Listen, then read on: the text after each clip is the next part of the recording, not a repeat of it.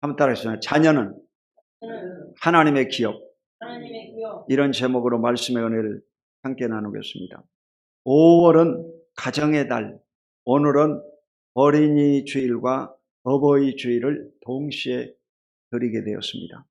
우리의 자녀들이 하나님의 사랑을 받으며 부모에게 효도하고 행복한 삶을 살게 되시기를 간절히 축원드립니다. 첫 번째, 결혼의 행복을 살펴보겠습니다. 창세기 2장 24절로 25절, 이러므로 부모가 남자가 부모를 떠나 그 아내와 합하여 둘이 한 몸을 이룰지로다. 아담과 그 아내 두 사람이 벌거벗었으나 부끄러워하지 아니하니라. 하나님께서는 엿새 동안 세상을 다 창조하시고 인간을 마지막으로 창조하셨습니다. 그리고 아담이 혼자 사는 모습을 보고 좋지 못하게 보여가지고 그를 잠들게 해가지고 갈빗대를 빼가지고 흙으로 만드신 다음 생기를 불어넣어서 여자를 만들었습니다. 남자를 먼저 만들고 여자를 만들었습니다. 남자를 이해해서 여자를 만든 거예요, 사실. 이래가지고 가정을 꾸리게 만들어줬습니다. 그 사람이 이제 장년인 사람들이 결혼해가지고 하나가 된 것입니다. 이게 바로 결혼이라고 하는 비밀인 것입니다. 그래서 결혼이라고 하는 것은 바로 남녀가 이제 하나가 되는 동거의 의무를 가지고 있습니다. 그래서 동거하는 사람은 바로 벌거벗었으나 부끄러워하지 않는다. 벌거벗었는데도 상대방을 보고 부끄러워하지 않는다. 이게 바로 비밀인 것입니다. 비밀. 그래서 가정은 여러분 귀하게 여겨야 됩니다. 여러분 가정을 소중히 여겨야 돼요. 남편은 아내를 사랑해야 되고 아내는 남편의 말을 복종해야 됩니다. 이게 성경적인 원리입니다. 그래서 이 복종과 사랑의 관계가 부부관계인 것입니다. 이 관계가 깨져버리면 행복이 사라져버립니다. 그러므로 정말 행복한 가정을 원하시면 성경 말씀대로 남편의 말에 복종하고 남편은 교회가 그리스도를 사랑하듯 예수님이 십자가를 지시고 자신을 죽임같이 교회를 사랑한 것처럼 자기 아내를 사랑하면 행복한 가정이 되는 거예요. 이래서 서로가요 보완적인 관계를 이렇게 돌봐야 됩니다. 돕는 배필이라고 할 수 있어요.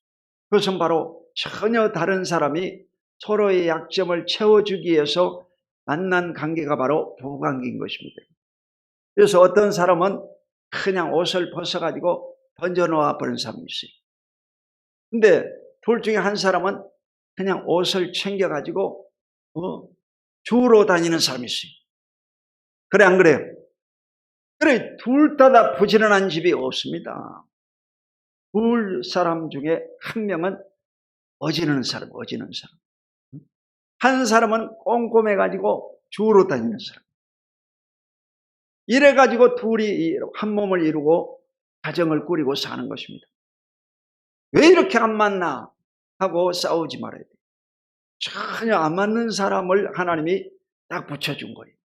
그래서 여러분이 그곳에서 하나님의 사랑을 실천할 수 있는 기회를 얻으시기를 주 이름으로 축원합니다. 남녀가 여러분 결혼할 때는 애정의 욕구를 가지고서 결혼을 합니다. 그렇지만 나이가 먹고 이제 50, 60이 되고 7, 80이 되면 인간적인 정은요 하나도 없습니다. 애정의 욕구는요 다 사라져버립니다. 방도 각각 방을 따로 씁니다. 전혀 감정에 이 전기가 오지 않습니다. 그런데 어떻게 함께 사느냐? 그때는요 이 기호를 체인지해야 돼요. 여러분 이 평지에서는 중립으로 나눠요. 그래서 중립기하를 놓고 서로가요 인간적인 사랑을 해야 돼요. 인간애를 가지고 살아야 돼요. 인간애. 이래서 하나님을 사랑하는 마음을 가지고 인간애를 가지고 부부관계를 할 때 실패하지 않고 가정을 행복하게 살게 될 줄로 믿습니다. 조건부로 살면 안 되는 거예요. 우리나라는 세계에서 이혼율이 제일 높은 나라예요. 두 가정 중에 한 가정이 이혼합니다. 근데 이혼을 한 번 하면 사람은 두 번, 세 번이 자연스러운 거예요. 그 드라마도 세 번째 결혼이라고 나오잖아요. 그러니까 이 자꾸 결혼을 해도 만족을 얻지 못하는 것은 왜 그러느냐? 그것은 바로 서로의 이 사랑을 받으려고 하기 때문입니다. 인간에게는요, 사랑이 없습니다. 여러분, 이 사랑을 어디서 오느냐? 위에 계신 하나님으로부터 인간에게 부어줘요. 그러므로 하나님의 사랑을 받아가지고 희생적으로 여러분 가정에 들어가서 사랑을 실천해야만이 그리스도인의 가정으로 행복한 삶을 살게 될 것을 믿으시기를 주 이름으로 축원드립니다.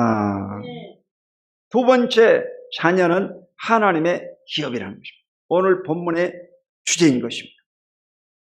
자, 본문 시편 127편 3절을 다시 읽겠습니다. 시작. 보라, 자식들은 여호와의 기업이요 태의 열매는 그의 상급이로다. 이 자식들은요, 하나님의 기업이라는 거예요. 여러분 가정에 자녀들이 2명, 3명 있는데 이것은 하나님의 주신 기업이다. 그런데 성경에도 보면 하나님의 선물이다 그러세요. 하나님이 여러분 가정에 선물을 준 거예요. 그러므로 이 자녀 때문에 여러분 웃고, 자녀 때문에 기뻐하고, 자녀 때문에 슬퍼하고, 자녀 때문에 울고 그러지 않습니까?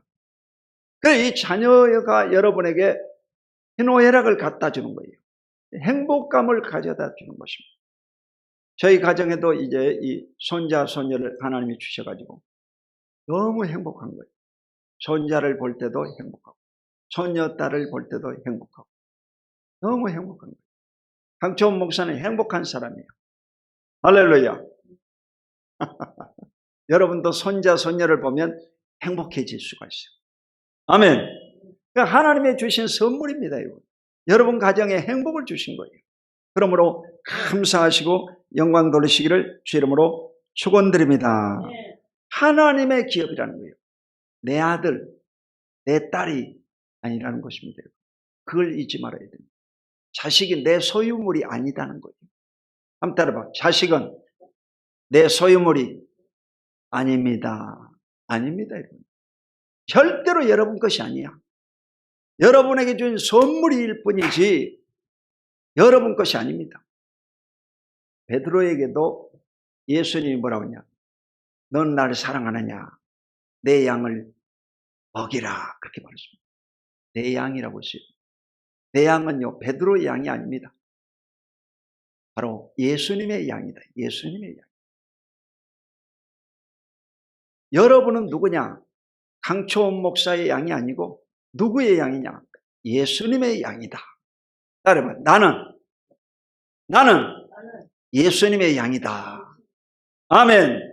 여러분은 예수님의 양이다. 신경 쓸 거 없어. 여러분은 예수님을 바라보고 예수님만 생각하고 예수님만 말하시기를 예수 이름으로 축원드립니다. 예수님의 양이다.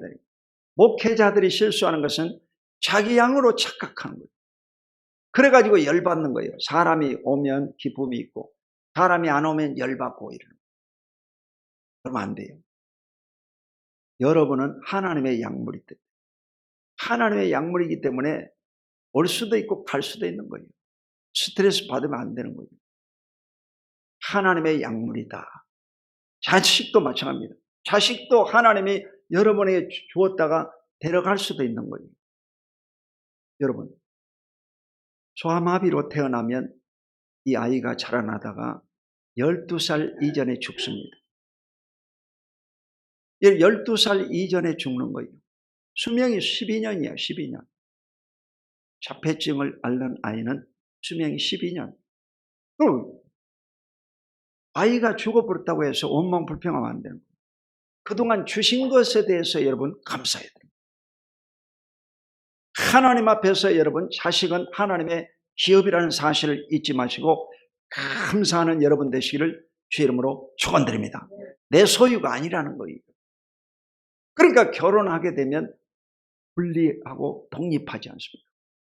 그것은 효도하지 말라는 소리가 아니라 주권을 가지고 그 자식이 새롭게 인생을 살아라 이 말이에요. 새로운 가정을 꾸려 나가라 이 말이죠. 고구마 순을 여러분 잘라가지고 심으면 이 고구마 순에서 뿌리가 나가지고 열매를 맺지 않습니까? 고구마를 그대로 놔두면요 열매를 맺지를 않는 거예요. 더 많은 열매를 맺기 위해서는 잘라가지고 여러분 아픔이 있지만 심어야 된다는 거예요. 그래서 여러분 자식을 이제 아픔이 있지만 결혼을 시켜서 내보내야 된다는 것이죠. 그러면 그곳에서 열매를 맺고 풍성한 결실을 얻게 될 줄로 믿으시기를 주의 이름으로 축원드립니다. 누가복음 2장 52절 시작. 예수는 지혜와 키가 자라가며 하나님과 사람에게 더욱 사랑스러워 가시더라. 예수님은요 우리가 믿고 있지만 아기로 출생했습니다. 하나님의 아들이 아기로서 출생했습니다. 그것은 바로 성령으로 잉태되셔가지고 저 갈릴리 나사렛의 목수의 아들로 태어났습니다. 요셉과 마리아의 몸에서 태어난 것입니다. 이래가지고 가난한 집에서 출생했지만 그는요 유대인의 전례에 따라 8일 만에 할례를 받고 그는요 정결 예식을 취하고 또 명절이 되면 예루살렘에 가서 예배를 드리고 하나님의 말씀을 공부하고 신앙을요 다져갔습니다. 예수님은 하나님의 아들임에도 불구하고 이 모든 절차를 밟은 것은 예수님이 우리 인간의 모범을 보여주신 것입니다.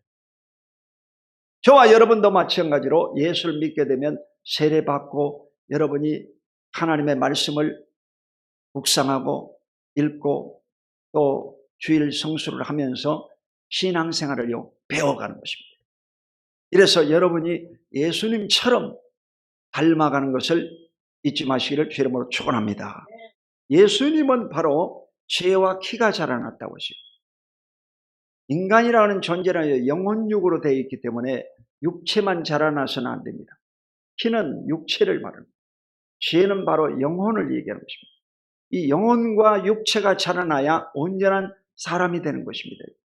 이래서 이 자녀들이 학교 가서 학문만 배우는 것이 아니라 교회에 와서 신앙생활을 잘함으로 하나님을 잘 섬김으로 영혼이 잘 돼서 흠사가 잘 되고 강건한 복을 얻어야 될 줄로 믿습니다.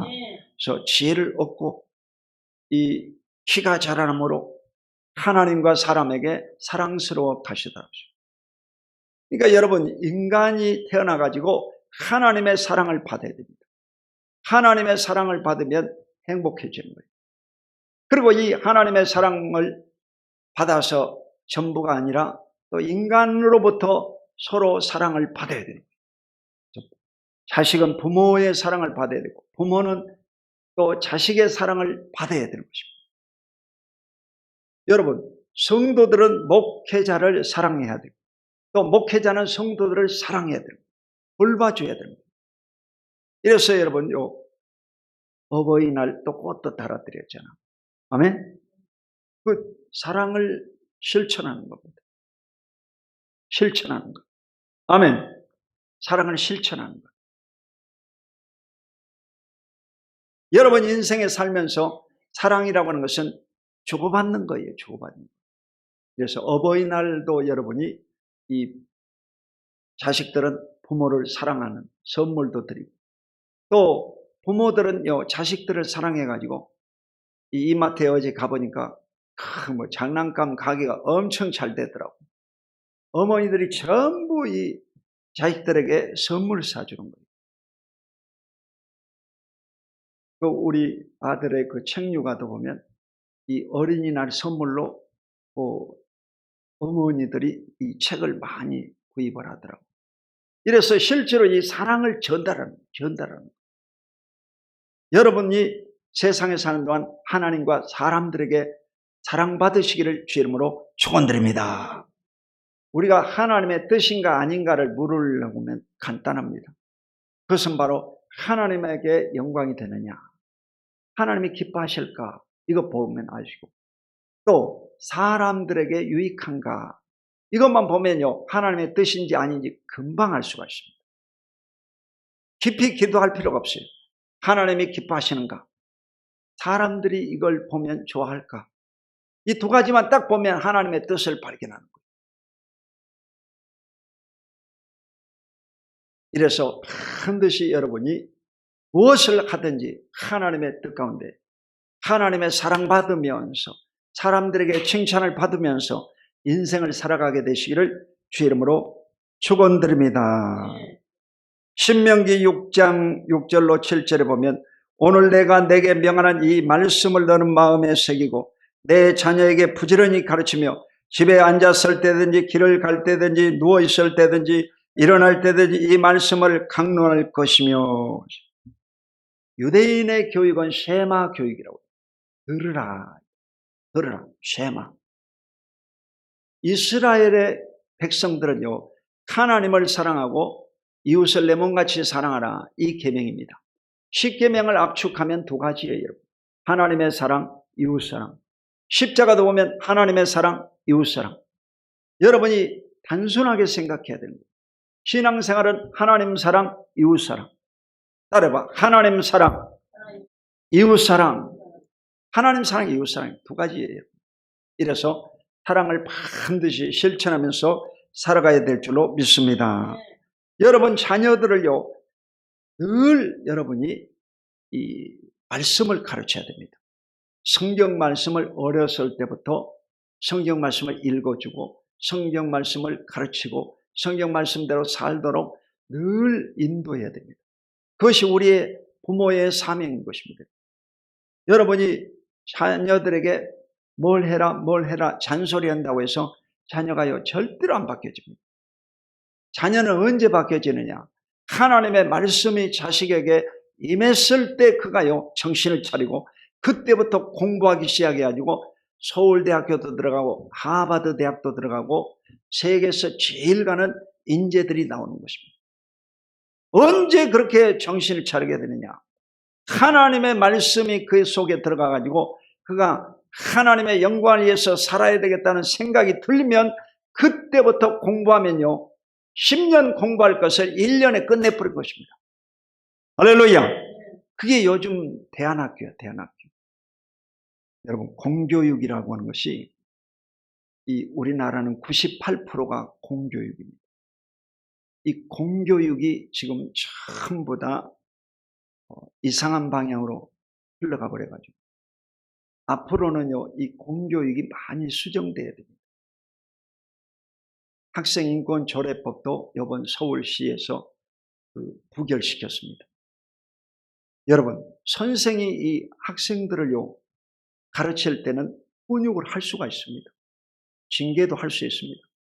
그런데 이거 인권이다 해가지고 안 된다고 하면요 어떻게 선생이 여러분 자식을 이 학생들을 가르칠 수가 있겠습니까?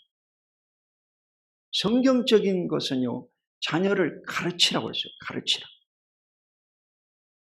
그러므로 훈계를 하라 이 말이에요. 훈계를 하라. 훈계를 하면서 가르쳐야지 곁길로 가는데도 내버려 두면 안 된다는 것이죠. 이러므로 성경 말씀대로 늘 가르치는 저와 여러분이 되시기를 예수 이름으로 축원드립니다.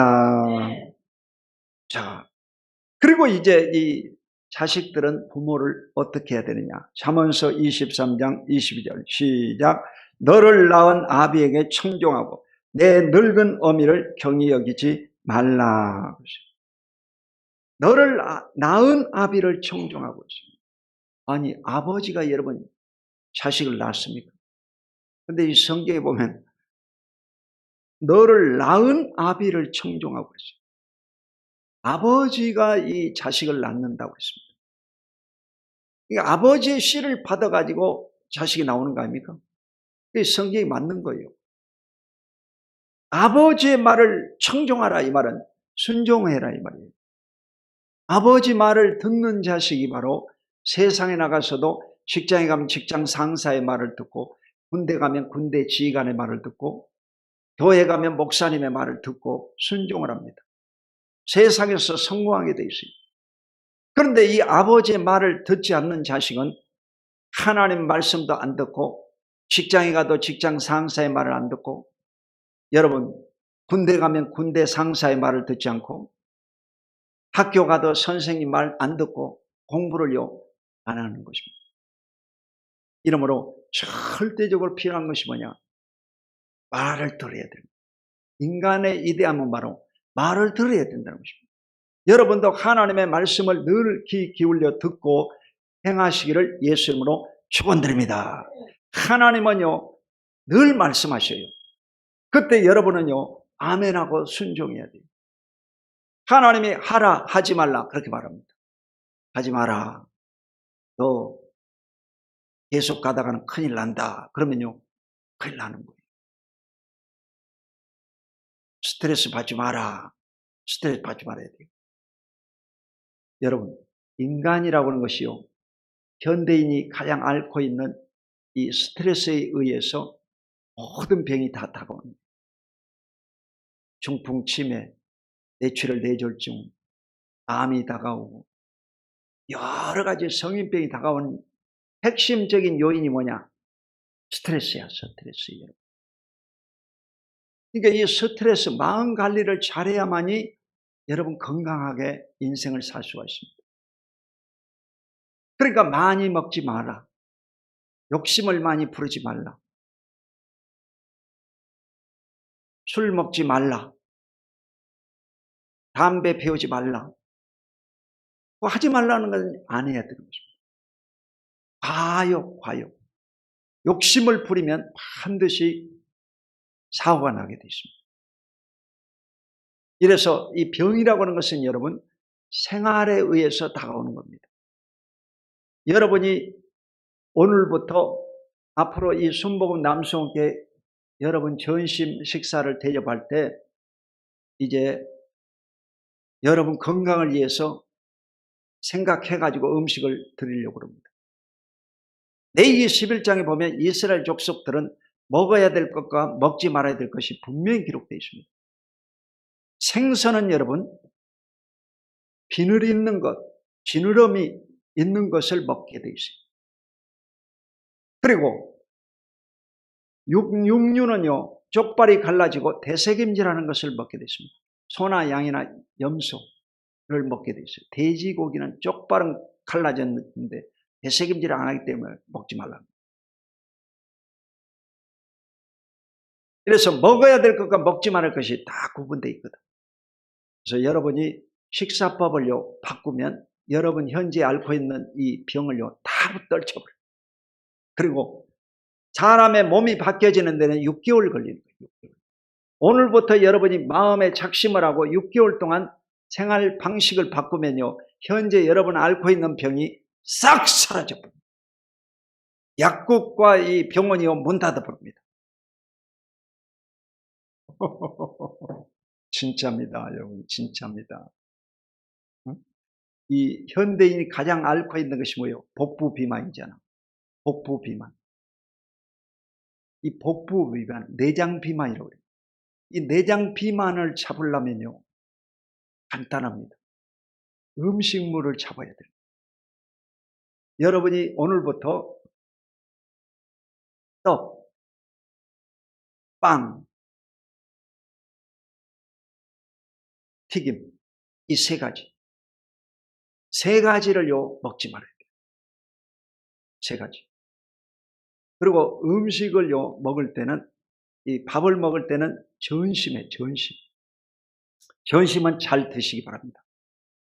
그러니까 이 비즈니스 할 때도 이 전심에 약속을 해가지고 맛있게 드시기 바랍니다. 전심에. 그래가지고 전심에 맛있게 들어버려요. 전심에는 이유를 묻지 말고 잘 들어. 탄수화물을 먹어도 상관없습니다. 되도록이면 혼자 있을 때는 여러분이 현미밥을 드시기 바라고. 그리고 이 아침에는 이 간단하게 드셔야 됩니다. 여러분, 사과 4분의 1, 당근 4분의 1, 그리고 토마토 4분의 1. 토마토하고 당근은요, 쪄서 먹든지 아니면 약간 볶아가지고 올리브 오일을 이렇게 넣어서 먹으면 좋습니다. 식용유 가운데 올리브 오일을 제외한 모든 것은요, 다 버리시기 바랍니다. 집에 가서. 안 좋은 거예요. 그리고 이 탄수화물을요, 줄여야 돼요. 탄수화물 줄이려면 어떻게 되느냐? 감자를요, 쪄가지고 드시기 바랍니다. 감자를 드셔. 밥을 먹지 말고. 그러면 탄수화물이 조절이 되고, 점심은 잘 드시고, 저녁은요, 두부 한 모를 썰어가지고 잘 드시기 바랍니다. 두부. 그러면 완벽한 식사예요. 그래서 현재 여러분 고혈압, 고지혈증, 당뇨병 싹 사라져버려요. 쓰리고라고 해요. 쓰리고. 여러분. 고지혈증, 고혈압, 당뇨병 싹 사라져버려요. 수 없습니다, 여러분요. 당뇨하면 평생 여러분 고통당하는 거예요. 또 우리 교회 다니다 한다는 그분도 통풍으로 고통받고 있다. 통풍은 여러분요, 당뇨보다 더 무서운 병이야. 죽습니다. 뼈를 칼로 찌르는 것처럼 콕콕 찔러버린 거예요. 잠을 안 재우는 거죠. 얼마나 아프겠어요. 그러니까 오늘부터 여러분 철저히 정신 차려가지고 이 식사요법을요 잘 하시고, 운동은 여러분이 운동은 너무 많이 할 필요 없다고 하더라고요. 현대의학은요, 이 운동은 너무 강조하지 않습니다. 그래서 운동은요, 여러분 몸에 맞게 하면 되는 거예요. 몸에 맞게. 그래서 하루에 5,000보 내지 10,000보 자기 체중에 맞게 걸어야 돼요. 걷고. 그래서 저녁에 잠자리에 들어갈 때는 마음 편안하게 주무시라. 그래서 사실요, 새벽 기도가 없으면요, 6시까지 자야 되는 거예요. 저는요, 목회자이기 때문에 평생 4시에 일어납니다. 그러니까 어쩔 수가 없어요. 근데 실질적으로 12시부터 6시, 그 시간에요, 이 콜레스테롤이 탄다고 합니다. 여러분 몸 안에 있는 이 콜레스테롤들이 태워지는 거예요. 내장 지방이 태워지는 거예요. 그러니까 그 시간에 여러분 잠을 잘 자줘야 되는데 잠을 못 잡니까? 여러 가지 치매병이 오고 그렇습니다. 치매 환자도 지금 우리 교회에도 2사람 있는데, 치매 걸려가지고 과거는 기억하는데 현재를 기억을 못합니다. 제일 무서운 현대병입니다. 과거에 바람핀 것은 기억하는데 현재 길을 잊어버린 거예요. 저 수영 사거리까지 가다가 어떻게 또 이쪽 아파트에 찾아왔는지 모르겠어요. 내가 차를 몰고 가다 보면요, 꼭 지나가고 있어요. 어떻게 집을 찾아가려나 했더니 또 찾아왔어요. 이 치매가 무섭습니다. 그러므로 여러분이 음식 조절을 잘 해가지고 건강하시기를 예수 이름으로 축원드립니다. 잠언서 23장 25절 시작. 내 부모를 즐겁게 하며 너를 낳은 어미를 기쁘게 하라. 내 부모를 즐겁게 하며 너를 낳은 어미를 기쁘게 하라고 했어요. 이 부모에게 효도하면요, 하나님이 복을 주십니다. 부모에게 여러분요, 사랑을 표현하면 하나님이 여러분에게 건강의 복을 주십니다. 여러분, 부모의 말을 잘 들으면 부모를 기쁘게 하는 거예요. 순종하는 것이 최고의 기쁨이 되는 것입니다. 부모를 거역하고 대적하고 부모를 상해를 주면요, 나쁜 놈이죠. 그런 놈은 죽여버려야 됩니다. 정신병자지, 정신병자. 이래서 반드시 여러분, 이 자식들은 부모를 존경하고 사랑하시기를 주님으로 축원드립니다. 부모에게 효도를 해야 돼요. 하나님을 섬기는 사람은 부모에게 더 잘해야 됩니다. 그래야만이 하나님의 영광이 나타나는 거예요. 예수님은 십자가에 죽으시면서 가상칠언 가운데 7분지 1이 뭐냐? 여자여 보소서 아들입니다. 어머니를 생각했어요.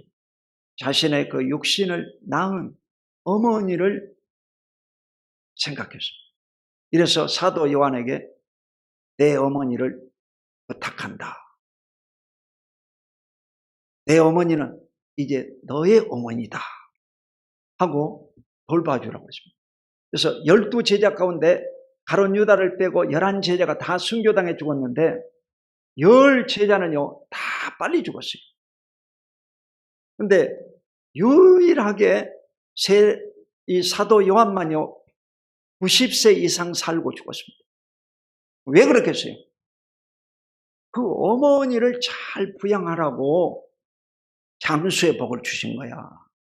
여러분, 어머니를 모시고 아버지를 잘 모시면 여러분 장수의 복을 얻게 되실 것을 믿으시기를 주 이름으로 축원드립니다. 자, 마지막으로 다산의 복이 오늘 본문에 기록되어 있습니다. 시편 127편 4절 5절 시작. 젊은 자의 자식은 장사의 수중에 화살 같으니 이것이 그 화살통에 가득한 자는 복되도다. 그들이 성문에서 그들의 원수와 담판할 때 수치를 당하지 아니하리로다. 아멘. 젊은 자의 자식은 장사의 수중에 화살 같다. 이 성경 말씀이 바로 표현이 잘못되어 있습니다. 옛날 성경이기 때문에 표현이 잘못되어 있어요. 이래서 이 장사의 수중에 화살 같다. 문맥상으로 보면 화살은요 전쟁에 사용되는 무기잖아. 씨름판에 있는 무기는 삿발을 잡아당기라 이런 식으로 써야 되겠지. 장사의 수중에 화살이다 이 말은요 안 맞는 거예요. 그러니까 이 전쟁 용어입니다. 전쟁 용어이기 때문에 이 장사를 뭘로 바꿔야 되냐? 군사나 공사로 바꿔야 됩니다. 현대어 성경에 찾아보니까 용사로 바꿔놨더라고요. 그러니까 여러분이 성경을 읽다가 의문점이 생기면 다른 성경을 찾아봐야 돼요. 아멘? 그래서 용사가 맞는 거예요. 이게 군사, 용사가 맞습니다. 자식은 바로 군사나 용사와 같은 이 화살과 같다는 거예요. 그러니까 외부적으로는 여러분 자식이 많으면 전쟁에서 이길 확률이 높다 이 말이죠. 여러분 우리나라도 지금 자식이 없어지고 이 출산을 안 함으로 인해서 한국 군대가 위기에 빠져 있습니다. 우리나라가 여러분 60만 장정이라고 하는데 지금 군대 숫자가 60만이 못 됩니다. 그래가지고 여러분 전방에 있는 사단을 문재인 정부 때 많이 없애버렸잖아.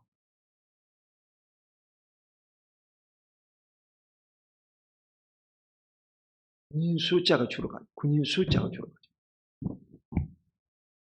자, 이것이 그의 화살통에 가득한 자는 복되도다. 전쟁터에서 여러분 전쟁 무기가 많으면 전쟁에서 이길 확률이 높아집니다. 또 그들이 성문에서 그들의 원수와談판할 때 수치를 당하지 아니하리로다. 이 말은요 문맥이 두 단락이에요. 두 단락. 외부, 내부로 구분할 수가 있습니다. 그들의 성문에서 그들의 원수와談판할 때 이 말은요 내부적인 얘기야. 예루살렘 성 안에서, 서울 성 안에서 그들의 원수와談판할 때 이 말은요 현대어 성경에는 법정에서 그렇습니다. 법정에서. 여러분, 여러분이 생활을 하다가 어려움에 처했다 이 말이에요. 근데 혼자 되신 독거노인이라면 그를요 누가 변호해주고 도와줄 사람이 없습니다. 그런데 자식이 있다고 하면 그가 어려움에 처했으면요 변호사를 선임할 수도 있고 그를요 보호하고 돌봐줄 수가 있습니다. 그러므로 반드시 이 자식이 많은 것이 복인 것을 믿으시기를 주 이름으로 축원드립니다. 우리 둘째 아들 둘째가 이번에 출생합니다. 둘째가 바로 이번 달에 출생해요. 이번 달에. 그래서 이 둘째를 낳는. 아멘. 그래서 이제 손자 손녀가 3명이 되는 거예요. 나는 3명. 복을 받았죠. 그래서 점점 늘어나야 돼요. 점점 늘어나야 돼요. 자, 우리나라의 출산율은요 2017년 1.05명이었습니다. 그런데 2년 전에 2022년도에는 0.78명이에요. 마이너스에 지금 마이너스. 5년 동안에 0.3명이 하락이 되었고 전 세계 인구는 81억 1883만입니다. 1위는 인도입니다. 여러분 중국이 인도에게 추월당해 버렸어요. 놀라운 일이죠. 인도는 14억 4171만 명입니다. 그리고 제3위가 바로 미국이야. 미국은 3억 4181만. 1위하고 3위의 간격은요 4.6배예요. 그러니까 많이 차이 나는 거예요. 여기는 14억이고 여기는 3억이다 이게. 3억. 일본은 12, 1억 2263만. 원래 일본은요 1억 5천만이었습니다. 1억 3천만 이랬는데 지금 팍 떨어져 버렸어요. 일본도 얘기 안 나요. 자, 우리나라는 그러면 몇 위냐? 세계에서 우리나라는요 몇 위나 되겠어요? 29위. 5,150만 명. 그러니까 이 우리나라는요 지금요 우리 강도 아파트에도 보면 그 외국인 이 검은색 피부를 가진 남녀가 결혼해가지고 까만 아이를 낳은 아이가 놀이터에 와서 그네 타고 있더라고요. 그네 타고. 유색 인종들이요 우리 아파트에도 많이 들어와 있어요. 우리나라가 얘기를 안 나니까 여러분요 전부 다 외국에서 지금 이 다민족들이 들어오고 있습니다. 여러분 우리가 하나님을 잘 섬기지 않으면 우리의 촛대를요 다른 데로 하나님이 옮겨버립니다. 여러분이 기도 안 하면 기도하는 족속들에게로 옮겨버리는 거예요. 그러므로 우리가요 자식을 키운다는 것은 쉽지는 않습니다. 자녀 하나 키우기 얼마나 어려운지 모르겠어요. 그래가지고 제가요 할아버지가 아들의 입장으로 가가지고 자식 낳아라 그렇게 말 못하겠어요.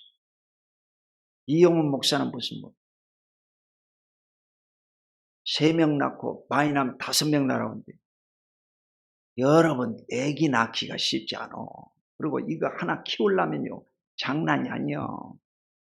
말이 쉽지. 응? 옛날에는요 어려운 시절이기 때문에 아기를 낳아서 잘 키웠어요. 요즘은 편안한 시대잖아. 응? 편안한 시대. 요즘은 성경책도 안 들고 다니잖아. 그래가지고 교회가 성경책을 제공해 주든지 자막을 띄워주든지 해야 성경 보지 성경은요 안 읽습니다. 뭘 알고 얘기를 해. 여러분 정말 시대가 바뀌었어요. 옛날 방식으로 얘기를 해서는 안 된다 이 말이에요 지금은. 이래서 그렇지만은요 우리 민족의 유지를 위해서는요 결혼해야 되고 아기도 낳아야 될 줄로 믿습니다. 특별히 기독교인들은요 사명감을 가지고 나요. 사명감을 가지고 아기를 낳고 사명감을 가지고 가정을 행복하게 꾸려갈 수 있기를 예수 이름으로 축원드립니다.